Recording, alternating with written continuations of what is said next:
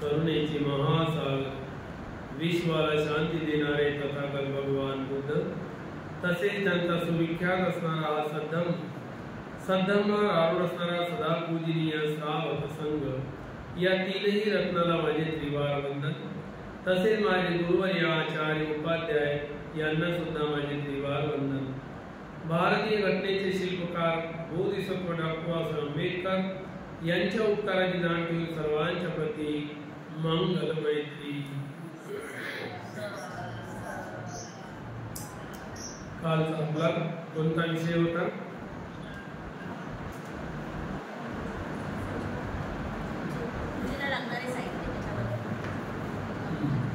भगवान बुद्धाची पूजा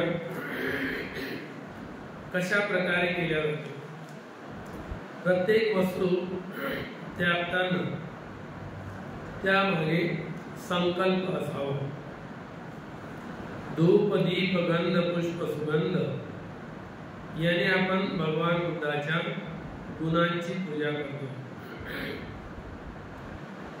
या सामुग्रीमध्ये वस्तूंमध्ये सुद्धा गुण आहेत आणि ते गुण आपल्या अंगी उतरावे म्हणून हे सारे प्रयत्न आहेत.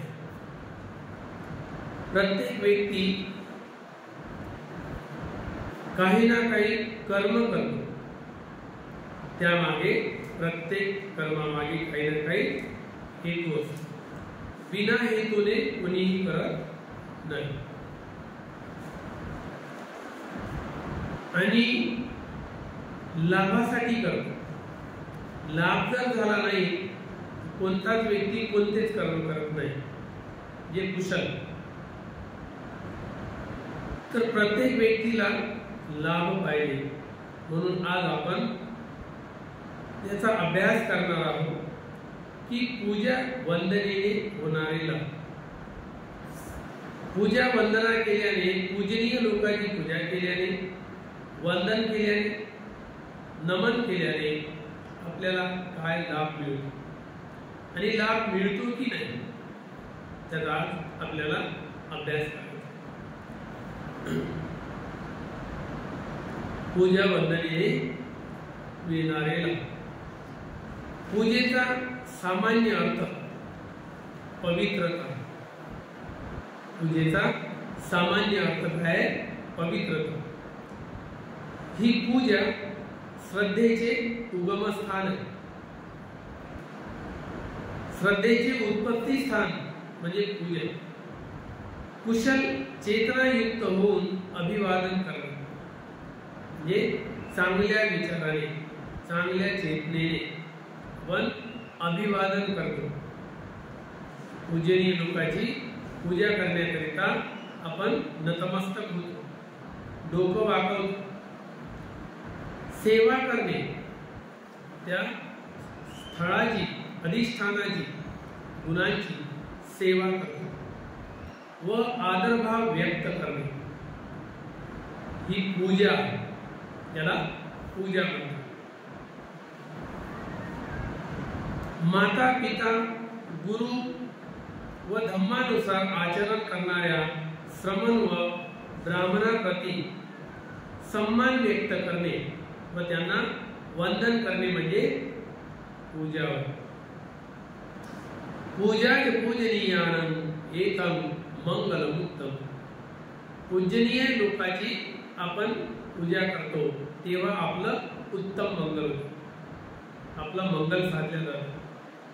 यानुसार पूजनीय लोकांची पूजा करणे, त्यांचा आदर करणे उत्तम मंगल सांगितले गेले. भगवान बुद्धांनी त्याला उत्तम मंगल म्हटलेलं आहे. पूजेच्या शुभ परिणामाला पूजानी संस म्हणल्या जातात. पूजेचा जो शुभ परिणाम आहे त्याला पूजानी संस म्हटल्या जाते. पूजेच्या महानतेवर प्रकाश टाकते वेळी असे म्हटले जाते, गर्वाला सोडून आदर भावाने सन्मानित होऊन उपकाराचे स्मरण करून श्रद्धा आणि कृतज्ञतेने युक्त होऊन वंदना इत्यादी करणे, सत्कार करणे म्हणजे पूजा. पूजा कशाला म्हणतात? पूजाचा विस्तार भरपूर आहे. पूजाच्या अर्थाचा, त्या नावाचा अर्थ भरपूर आहे. या प्रकारे कृतज्ञता भाव जागृत करणे, वंदन करणे, सत्कार करणे हे पूजा.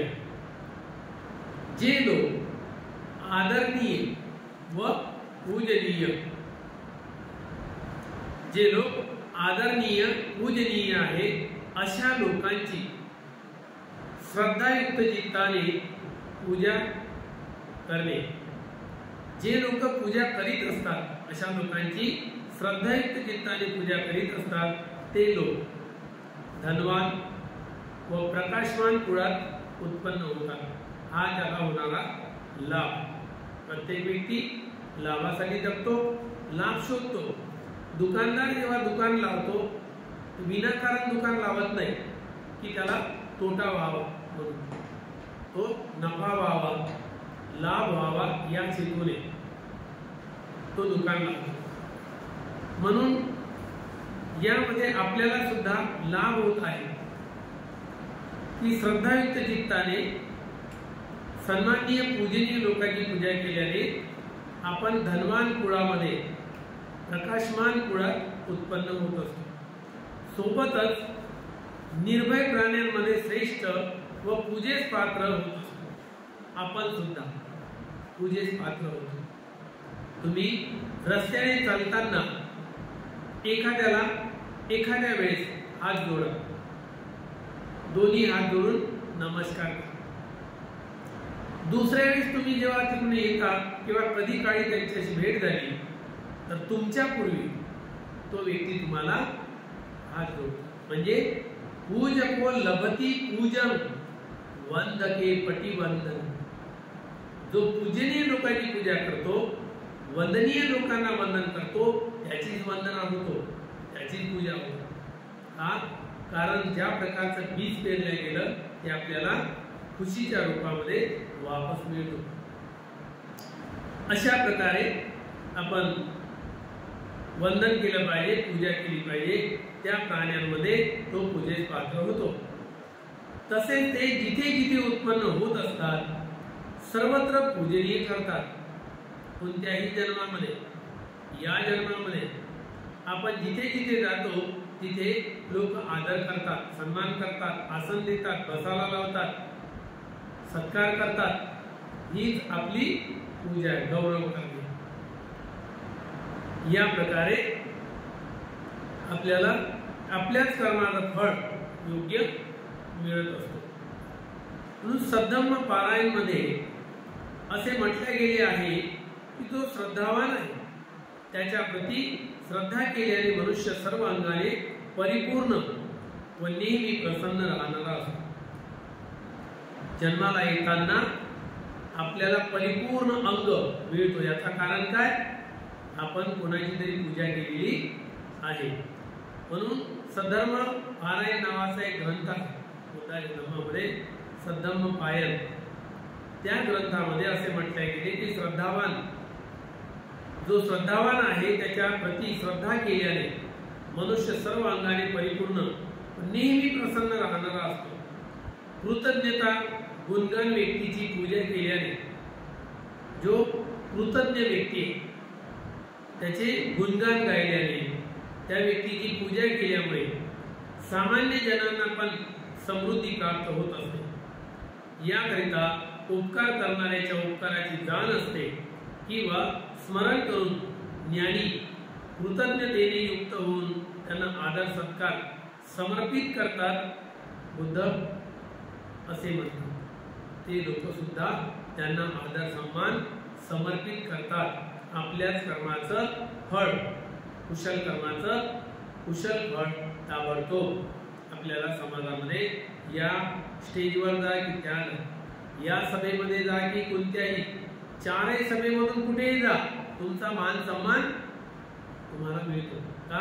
कारण आपण जे देतो पेरतो तेच आपल्याला वापस मध्ये उगवलेलं मिळतो. जो दुसऱ्याला अभिवादन करतो, भगवान बुद्ध म्हणतात अभिवादनशील नित्यं वर्धापचायिनो चत्तारो धम्मा वड्ढन्ति आयुवन्नो सुखम बलम. जो अभिवादन करतो म्हणजे काय करतो? आपल्यातला अहंकार इगो काढून फेकतो, लवचिक बनतो. आणि लवचिक बनल्यानंतर त्याला एक लाभ होतो. तो कोणता? शीलाचा. शील त्याचं रक्षण करतो, त्याचा शील सुरक्षित होतो. जो शीलवान व्यक्ती आहे अभिवादन करतो, नेहमी म्हाताऱ्या लोकांची सेवा करतो. नित्यं वड्ढापचायिनो, वृद्धापकाळी असणाऱ्या लोकांची सेवा करतो. त्या व्यक्तीला इथेच या जन्मामध्ये 4 गोष्टी प्राप्त होतात. कोणत्या 4 गोष्टी आहेत? आयु, वर्ण, सुख आणि बल. इथेच या जन्म 4 गोष्टी त्या व्यक्तीला प्राप्त होतो. कोणाला? जो अभिवादन करतो, शीलाचं पालन करतो, म्हाताऱ्या लोकांची सेवा करतो, त्या व्यक्तीला 4 गोष्टी इथे प्राप्त होतात. त्या आयुष्य दीर्घायुष्य जीवन जगतो. वर्ण त्याचा गोरा, तेज, चेहऱ्यावर चमक येतो. त्याच्या जीवनामध्ये सुखाची अभिवृद्धी होतो आणि योग्य मार्गाने चालण्यासाठी, धर्म मार्गाने चालण्यासाठी, सत्याच्या मार्गाने चालण्यासाठी त्याच्या शरीरामध्ये बल येते. या 4 गोष्टी त्याला इथेच प्राप्त होतो. जो कोणी व्यक्ती या मार्गात चालतो त्याचे आयुष्य वाढतो. त्याला वर्ण, सुख आणि बल याची प्राप्ती होतो. पूजनीय जनांची पूजा करणे हे आपल्यासाठी उत्तम मंगल आहे. पूजनीय लोकांची पूजा केल्याने आपलं उत्तम मंगल होत असतो. या गाथेद्वारा पूजेच्या महानतेचे महत्व सांगितले गेले. असे म्हटले जाते की ज्यांनी बुद्ध धम्म व संघाला एक वेळ जर दोन्ही हात जोडून वंदन केले, एखाद्या व्यक्तीने भगवान बुद्धाला, भिक्खू संघाला, त्यांच्या धम्माला जर दोन्ही हात जोडून एक वेळ जर दोन्ही हात जोडून वंदन केले तर तो याच जन्मात उत्पन्न होणाऱ्या दुःखाच्या अग्नीला थोडा ना थोडा नष्ट करण्यास यश प्राप्त होतो. त्याचा अग्नी शांत होतो. जो दुःखाचा अग्नी तो परेशानीत आहे, व्याकुल आहे, असा दुःखद वेदना त्याला सहन कराव्या लागतात. हळूहळू ते दुःखद वेदना त्याच्या कमी होतो. दुःखाच्या अग्नीला थोडा ना थोडा तरी कमी करतो. कशामुळे? फक्त दोन्ही हात जोडून 3 रत्नाला वंदन केल्यामुळे. एवढा लाभ फक्त वंदन करण्याचा होतो. आचरण केल्याने तर त्याच्यापेक्षा जास्त होणार. तसेच या नाशवान कमजोर शरीराने पूजनीय जनांच्या प्रती श्रद्धा व्यक्त करून पूजेच्या महान अशा फळाला अवश्य प्राप्त करतो. पूजनीय लोकांच्या प्रती आदरभाव प्रकट करतो. हे नाशिवंत शरीर आहे. हे शरीर काय? टिकणार नाहीये. गंदगीनं भरलेलं शरीर आहे, नाशिवंत आहे, नष्ट होणार आहे. आणि या नाशिवंत शरीराचा लाभ कसा घ्यायचा? कुशल कर्माकरिता. म्हणून जो व्यक्ती आपल्या या नाशवान कमजोर शरीराने पूजनीय जनांच्या प्रती श्रद्धा व्यक्त करतो आणि श्रद्धा व्यक्त करून तो पूजा करतो तर ह्याच जन्मात त्याला अशा सुखद फळाला प्राप्त करत असतो. या जन्मामध्ये त्याला अशा प्रकारे लाभ होतो की पूजनीय लोकांची पूजा श्रद्धायुक्त चित्ताने केल्याने कसा लाभ होतो आपण पुढे पाहूया. भगवान बुद्धाने एक प्रवचन केलेलं आहे, उपदेश केलेला आहे. बुद्धाच्या सिद्धार्थ गौतम बुद्धाच्या पूर्वी 30 कल्पापूर्वी सिखी नावाचे बुद्ध झाले। त्या सिखी बुद्धाच्या महापरिनिर्वाणानंतर त्यांच्या अस्थींवर धातूंवर स्तूप बनवले, चैत्य बनवले आणि साऱ्या गावगावचे लोक पूजा करू लागले। त्या चैत्याची राजा सुद्धा पूजा करू लागले। कैयो वर्षापर्यंत राजाने पूजा केली। त्या राजाच्या कामामध्ये व्यस्तता वाढल्यामुळे तो पूजा करायला बरेच दिवस गेला नाही।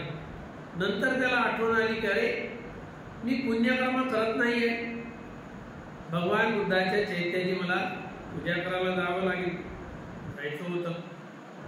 त्याच्या लक्षात आलं की पुण्यकर्म सुटलेलं आहे, म्हणून त्याने सर्व रिश्ते नातेदारांना, नोकरा चाकरांना, कामगारांना सांगितलं की आपल्याला पूर्ण लवाजमा घेऊन, रथ घेऊन, पूजेची सामुग्री घेऊन सिखी बुद्धाच्या चैत्याची पूजा करायला जायचं। राजा सर्व सामुग्री घेऊन चैत्याकडे गेला। त्या ठिकाणी सर्व व्यवस्था झाली, पूजा करायला बसला। कमळाच्या फुलांचा एक गठ्ठा दोन्ही हातात धरून त्याने आपल्या मस्तकाला लावला आणि तो आपल्या मनामध्ये संकल्प करतो पूजा करण्याकरिता। तेवढ्यात एक कमळाचं फूल त्याच्या गठ्ठ्यातलं खाली पडलं। खाली पडल्यावर त्याला माहित पडलं की फूल खाली पडलं। दोन्ही हातामध्ये फुलाचा गठ्ठा आहे, फूल आहे, उचलायचं कसं? त्याच्या बाजूला उभा असणारा त्याचा जो राजसेवक होता, राज दरबारात, त्या सेवकाने इतकं नम्रतेने, आदर भावाने वाकला आणि दोन्ही हाताने ते पुष्प उचललं आणि राजाच्या हातात दिलं। राजाने त्याचा आदरभाव पाहिला, श्रद्धाभाव पाहिला पुष्पाप्रती आणि ते फूल त्या राजसेवकाला वापस केले।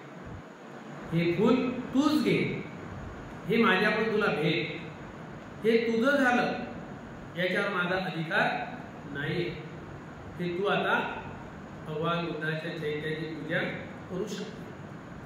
त्याला अनुमती मिळाली। इतका खुश झाला, त्याचं मन गदगद झालं, खूप खुश। आतापर्यंत राजासोबत आलो, माझी म्हणणारी वस्तू कोणतीही नव्हती पूजेची। राजा काम सांगेल ते काम करायचं, पूजा करायला मिळत नव्हतं। आज मला माझं स्वतःचं पुष्प, माझ्या नियतीचं, माझ्या हक्काचं, अधिकाराचं पुष्प आज माझ्याजवळ, मी या पुष्पाने बुद्धाची पूजा करेन।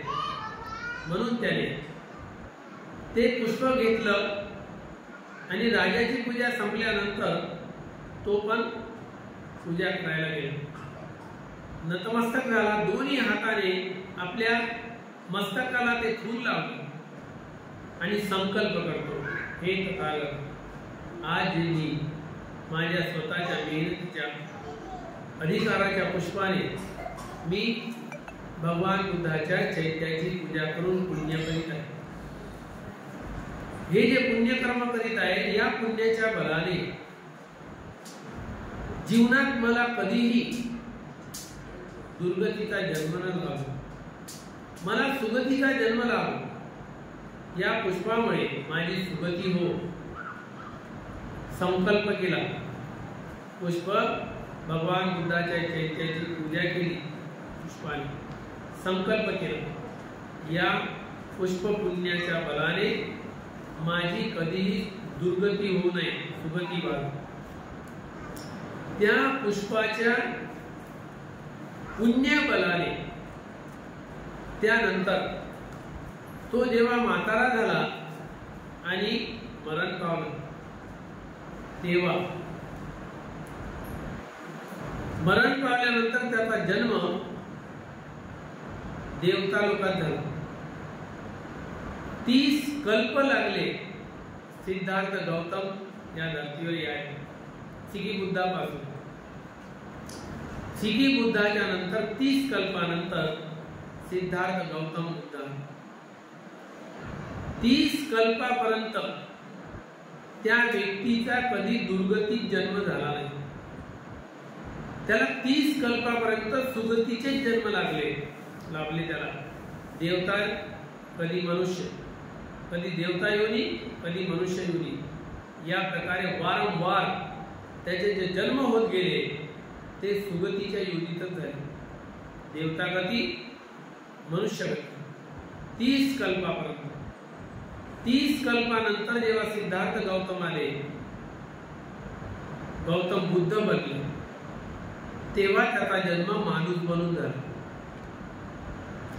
मानव योनीमध्ये आला, भगवान बुद्धाकडे गेला, जीवन मागितलं, याचना केली, प्रवजित झाला. भगवान बुद्धाने त्याला प्रवजित केले. थोड्या दिवसात एकांतात गेला. जे जे शिकायचं होतं तो शिकला. एकांतामध्ये जाऊन ध्यान केलं, आपल्या मनाला संयमित केलं, मनावर ताबा मिळवला आणि एकांतामध्ये त्यांनी विचार केला, मी असं कोणतं कर्म केलं होतं की मला मानव जन्म लाभला, जीवनही मिळालं, बुद्धाचं अनुकंपा झाली, बुद्धाची वाणी ऐकायला मिळाली, बुद्धाचा धर्म शिकायला मिळाला आणि मी लवकरात लवकर अनंतही झालो. त्यांनी एकांतात असं चिंतन केलं, एक एक जन्म तपासून पाहिला, कोणत्या जन्मात मी काय केलं. तेव्हा 30 कल्पाच्या पूर्वीचा जन्म त्याला दिसला स्वतःचा. अनंत झाल्यावर 30 कल्पाच्या पूर्वीचा जन्म त्यांनी पाहिला. अरे 30 कल्पाच्या पूर्वी मी राजाला मदत केली, राजाचं पुष्प उचलून दिलं, राजाने तेच मला परत केलं आणि सांगितलं की हे तुझं झालं. ते माझ्या हक्काचं पुष्प मी घेऊन सिखी बुद्धाच्या चैत्याची पूजा केली आणि संकल्प केला 30 कल्पाच्या पूर्वी. ते सर्व त्याला दिसू लागलं, आठवलं. तो आज संकल्प माझा पुरा झाला. बुद्धाचं दर्शन झालं, बुद्धाकडून प्रवचन मिळाली, बुद्धाचा धम्म लाभला आणि लवकरात लवकर अनंतही झालो. त्या एका पुष्पाच्या एक पुष्प कशी पूजा केली त्यांनी? श्रद्धायुक्त चित्ताने, एका पुष्पाने श्रद्धायुक्त चित्ताने मस्तकाला लावून मनामध्ये संकल्प करून, संकल्प त्याने हा नाही केला तुम्हाला संसारात जन्म व्हावा, मुलबाळ व्हावे, धन दौलत मिळावं, नोकरी चाकरी मिळावी, हा नाही केला. या पुण्य बलाने माझी सुगती व्हावी, दुःखातून मुक्त अवस्था प्राप्त व्हावी, मी बुद्धाची पूजा करत आहे. श्रद्धा भावे या पुष्पाने मी बुद्धाची पूजा करत आहे. या पुण्य बलाने मला सुगतीचा जन्म लाभून सुगती प्राप्त व्हावी, दुःखातून मुक्त अवस्था प्राप्त व्हावी. हे संकल्प धर्म मार्गाचे असतात आणि आपण कोणत्या मार्गाचे करतो? माझ्या घरात धन दौलत यावं, माझ्या पोराला नोकरी लागावी, माझ्या घरामध्ये गाडी यावी, टीव्ही यावी, साऱ्या भौतिक वस्तूंचा संकल्प आहे. भौतिक वस्तू प्राप्त करण्याचा ह्या तर सहज मिळतात, शील पालन करता करता मिळते, पूजा वंदना करता करता मिळते, श्रद्धाभाव जागृत करता करता मिळते. पाहिला की पूजा केल्याने धन संपत्तीवान बनतो, आरोग्य निरोगी मिळतो, सुंदरता मिळतो, ज्ञाती संपत्ती मिळतो, धन संपत्ती ऐश्वर्य संपत्ती भरपूर मिळतो. हे पुण्यकर्म केले, त्यामधूनच दान दिले मिळतो. हे काही मोठी गोष्ट नाहीये. पण निर्वाण मुक्ती सहजासहजी नाही. ज्या प्रकारचा संकल्प असेल आणि त्याची पूर्ती चालू असेल, निश्चितच तुम्ही जे या जन्मात पकडलेला धागा तुम्हाला हर जन्मात घेऊन जातो, सापडतो, तोच धागा मिळतो. जे कर्म घडले असेल त्याचे परिणाम भोगायला येतात आणि त्याच्यानंतर सुटकाही होते आणि लवकरात लवकर तो आपला जो शिल्लक धागा आहे तो पूर्वी जन्मात पकडला तोच धागा आपल्या हातात मिळतो आणि त्या धाग्याने आपण चालणं सुरू करतो. म्हणजे मार्ग सुटत नाही, परंतु या जन्मात आपण काय केलेलं आहे, कोणता धागा पकडला यावर अवलंबून आहे भविष्य काळ, इहलोकावर अवलंबून आहे परलोक. इहलोकामध्ये जे कर्म केले असेल तेच परलोकामध्ये सुद्धा घेऊन जातो. म्हणून अशा प्रकारे त्या व्यक्तीने त्या भगवान बुद्धाची पूजा करत असताना एक पुष्पाने पूजा केली आणि संकल्प मात्र मुक्तीचा केला. हा खरा संकल्प आहे. म्हणून आपण नतमस्तक होतो, ज्या ठिकाणी डोकं टेकवतो त्याचा परिणाम आपल्याला कसा येतो, सुखाचा अनुभव करतो आणि दुःखासारखा अग्नी थोडा थोडा शांत होतो. म्हणून आपण डोकं वाकवल्याने काय फायदा आहे, अहंकार गळून पडतो, अहंकाराचा नाश होतो. तर कशा प्रकारे नाश होतो, बरेच लोक ताटमानेने जीवन जगतात, ताटवतेने राहतात आणि त्याचा अहंकार जातच नाही. बरेच लोक विहारात येतात, खिशात हात घालून उभे राहतात, वागतात का, बिलकुल ना बंदेजीला ना भगवान बुद्धाला. त्याच्यासाठी विहार तर आहे, परंतु विहारामध्ये बुद्ध नाही, त्याची दृष्टी बुद्धाला बघण्याची नाही. बुद्ध प्रतिबिंब आपल्यासाठी बुद्ध रूप आहे हे त्याला घेणे देणे नाही आहे, त्याच्यासाठी बुद्ध रूप नाही. येतो विहारात, दोन्ही हात घालतो, खिशामध्ये उभा राहतो किंवा ताट याने बसतो, कुठेतरी कोपऱ्यात पाहतो, कुठे खुर्ची आहे का, बेड आहे का, काही सोफा आहे का बसण्यासाठी. तो या प्रकारे इथे येऊन सुद्धा तो ह्या वस्तू शोधतो ऐशो आरामाची. इथे शरीराला लवचिक केल्या जाते, डोक्याला वाकवल्या जाते. डोकं वाकल्याने काय लाभ होतो आणि कुठे वाकलं पाहिजे, तर एकदा अशोक सम्राट हा जेव्हा चंड होता तेव्हा सारे लोक भीत होते. त्याने जेव्हा कलिकावर स्वारी केली, युद्ध केले, सगळीकडे रक्ताचे धारोळे, प्रेताच्या प्रेत पडले, कटलेले लोक, सगळी अशांत झाला, शांती नाही. एवढं युद्ध जिंकल्यानंतरही शांती नाही. त्याने एका शिवधाऱ्याला पाहिलं रस्त्याने जाताना आणि विचारलं, मला लोक भीतात, थरथर कापतात, मी हे युद्ध जिंकलो आणि अशा अवस्थेमध्ये तुम्ही या रस्त्याने चालले भयभीत न होता का. ते भक्तीजी म्हणतात, भयभीत कशाला होतो, भय तर आम्ही सोडले नाही, भीती पकडण्यासाठी या मार्गात आलो नाही, निर्भय होण्यासाठी आलो. मग आम्ही निर्भय जीवन जगणारे लोक, आमचे वैरी कोणी नाही. ज्याचा वैरी असतो, ज्याला आपल्या राज्यावर कोणीतरी आक्रमण करेल असा भय असतो, कोणीतरी त्याचा शत्रू असतो, तो भयभीत असतो. आमचा इथे शत्रू कोणीही नाही, सारे मित्र आहे. भयभीत व्हायचं कोणासाठी, शत्रूच नाही, भीती कुणाची बाळगायची. आम्ही निर्भय जीवन जगत असतो. कारण निर्भय कोण जगतो, जो निर्विकार नाही, ज्याच्यामध्ये विकार नाही. ते शब्द त्याला लागले, अरे निर्भय, मी तर भयभीत आहो, एवढं युद्ध जिंकल्यानंतरही भयभीत आहो, कोणीतरी माझ्या राज्यावर आक्रमण करेल, भीती आहे. म्हणजे माझं जीवन, मी चक्रवर्ती सम्राट असून सुद्धा भयभीत जीवन. त्याने हात जोडले आणि याचना केली की तुम्ही माझ्या राजवाड्यात यावं. राजवाड्यात बोलवलं. ते बंदीजी राजवाड्यात आले.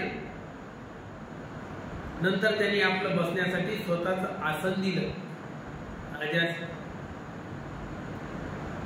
आणि खाली वाकून त्याने वंदन केले. त्याच्या बाजूला उभा असणारा अमात्य, त्याला क्रोध आला की माझा हा राजा चक्रवर्ती आहे, चारही दिशेवर ज्याचं अधिपत्य आहे, सारे राज्य याच्या अधीन आहे. एवढा मोठा राजा आणि हा या साधारण संन्याशाच्या समोर झुकतो. त्याला योग्य वाटलं. तेव्हा राजाचं लक्ष त्याच्या अमात्याकडे गेलं. अमात्य तर त्याचा चेहरा उतरला. सम्राट समजून गेला त्याला काय म्हणायचं. त्याला योग्य दिशा दाखवण्यासाठी बाबा त्या भंतेजीला दान धर्म करून पुण्य कर्म करून गेले. तेव्हा त्याने त्या अमात्याला सोबत घेतलं आणि मार्केटमध्ये, मोठं मार्केट होतं, त्या मार्केटमध्ये सर्व प्राण्यांचे मांस मिळत होते. इतकं मोठं मार्केट, सर्व प्राणी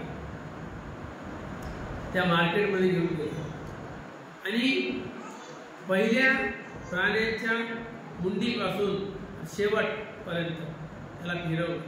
किंमत विचारली. या कुत्र्याची किंमत काय, इतके होते. त्याच्यानंतर बकऱ्याची किंमत काय, बकऱ्याच्या मुंडीची किंमत काय, गाईच्या मुंडीची, घोड्याच्या मुंडीची, डुकराच्या मुंडीची, गध्याच्या मुंडीची, असं करत करत पूर्ण प्राणी जे विक्रीसाठी होते ते सारे प्राणी त्यांच्या मुंडीची किंमत विचारली. शेवटी सम्राटला आणि त्याला विचारतो, समज तुला माहित असेल मी कोण आहे, चक्रवर्ती सम्राट आहे, राजा आहे. समज मी जर माझं मुंडकं कापून इथे ठेवलं, माझ्या मुंडक्याची किंमत किती देशील, किती देणार?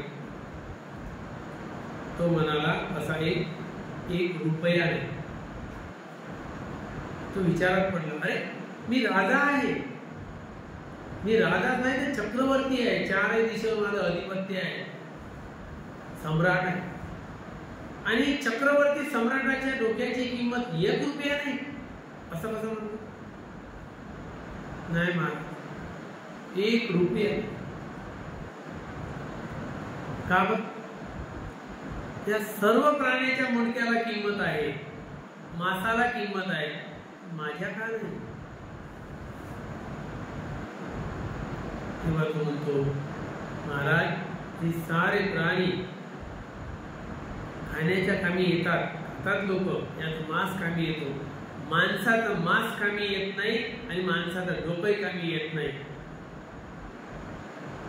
हे कोणाच्याच कामी येत नाही. तेव्हा सम्राट बाहेर निघाला दुकानाच्या आणि त्या अमात्याला समजवतो, बघ माणसाच्या डोक्याची किंमत जेव्हा मार्केटात 1 रुपया नाही, तर हे डोकं, ज्या डोक्याला किंमत कुठे येणार माहित आहे? कुठे किंमत आहे? ह्या डोक्याला किंमत कुठे आहे? गुरुच्या चरणात. तिथे किंमत आहे त्याला, अतोनात किंमत आहे. त्याचं मोल नाही करता येत, त्या किंमतीचं किंमत नाही लावता येत. इतकं गुरुजनाच्या चरणामध्ये त्या डोक्याची किंमत आहे. तेव्हा त्याला लक्षात आलं, अरे माणसाचं मांस कामी नाही, काहीच कामी नाही कोणाचे. डोकं सुद्धा 1 रुपये कोणी देऊ शकत नाही. या डोक्याची किंमत पूजनीय लोकांच्या चरणामध्ये झोपण्यात आहे, गुरुजनाच्या चरणामध्ये. या प्रकारे या डोक्याची किंमत आहे. म्हणून आपण काय केलं पाहिजे? पूजनीय लोकांची पूजा करताना आपला अहंकार त्यागला पाहिजे, काटरपणा निघाला पाहिजे. जेवढं आपण लवचिक होऊ तेवढं मन काय करते? धर्म ग्रहण करते, प्रत्येक वचनाला ग्रहण करते लवचिकतेने. तसं त्याच्या शरीरामध्ये रोमांच उभा होतो, पूर्ण शरीर तरंगित होते, रोम रोम उभा होतो आणि प्रसन्नता, खुशी हर एक वचन ग्रहण करताना त्याला लागते. त्याच्या मनामध्ये डायरेक्ट सरळ त्याच्या मनात घुसते बुद्धवाणी. तेव्हा त्याचे शरीर पूर्ण प्रफुल्लित होते, तळ पायापासून तर टाळोपर्यंत. एक शब्द त्याला त्याची किंमत कळते शब्दाची, पूर्ण तरंगित करते पूर्ण शरीर. तशा वेळेस त्याला तुरंत लाभ होतो, स्रोतापन्न होतो, समृद्धगामी होतो, अनागामी होतो. मन लावून श्रद्धा भावे पूर्ण एक शब्दानुशब्द ऐकतो तेव्हा त्याला मुक्तीचा मार्ग यामुळे मिळत असतो. म्हणून आपण पूजनीय लोकांची पूजा केल्याने आपलं नुकसान कधीही होत नाही, उलट फायदाच होतो. आपल्या अंदर जे आपला शत्रू बसलेला आहे काय अहंकार, तो नष्ट होतो. या प्रकारे आपण पूजनीय लोकांची पूजा केली पाहिजे, त्याच्यामुळे आपल्याला लाभ होत असतो. म्हणून आपण त्यामुळे प्रसन्न होत असतो आणि प्रसन्नतेने जीवन जगत असतो. प्रसन्नतेमुळे होणारा लाभ काय?